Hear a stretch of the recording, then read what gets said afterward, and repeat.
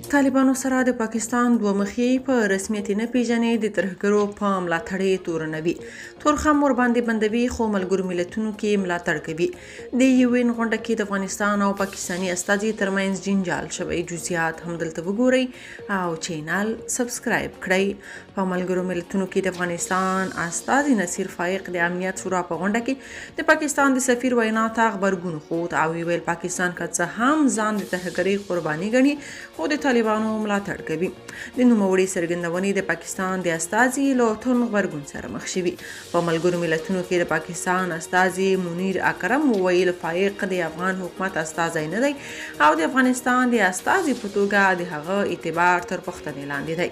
ښاغلي اکرم د امنیت شورا لخوا ښاغلي فائق ته د وینا کولو بلنه ناعادلانه وبلله. د طالبانو له هڅو او د پاکستان له اعتراضونو سربیره ملګرو ملتونو په دغه سازمان کې د افغانستان څوکۍ د افغانستان د پخواني حکومت استازي په واک کې ورکړې ده. ښاغلي فائق د امنیت شورا د سې شنبې ورځې په غونډه کې د افغانستان د استازي په توګه یاد شوی و. فائق د دغې ناستې پر مهال د پاکستان د استازي د وینا په وروستۍ کې د نوموړي وینا ته غبرګون ښود او د نوموړي وینا یې تر پوښتنې لاندې راوسته. فائق پاکستان ته په اشارې وویل هغه هیوادونو له مداخلې زیانمن شوي یو چې له یوې خوازان د ترهګرۍ قرباني ښیي خو له بلې خوا په افغانستان کې د یوې ترهګرۍ ډلې د ملاتړ لپاره لابي کوي. پاکستان د طالبانو د ملاتړ هیوادونو څخه شمیرل کیږي خو وروسته له هغې چې دغه ډله په افغانستان کې واک ته ورسېده اسلام آباد وایي چې په افغانستان کې د میشتو پاکستاني وسلوالو لخوا بریدونه په پاکستان کې زیات شوي دي.